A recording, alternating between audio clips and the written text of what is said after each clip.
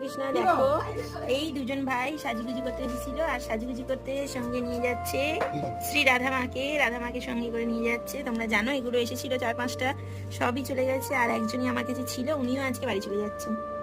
মনটা পুরো ফাঁকা। তোমাদের কেমন লেগেছে একটু বলো। খুব ভালো লেগেছে, এত মানে কি বলবো, এত ভালো ব্যবহার, এত খুব খুব ভালো লেগেছে এসে। আর সঙ্গে করে আমাদের আরেকজন নিয়ে যাচ্ছি রাধারানীকে। আর তোমার কেমন লাগছে? ভালো। কতটা ভালো? আর তোমার? আর সবাইকে কি বলতে চাও, কিছু বলো সবাইকে। সবাই আর সবাই যেন আসে একটু।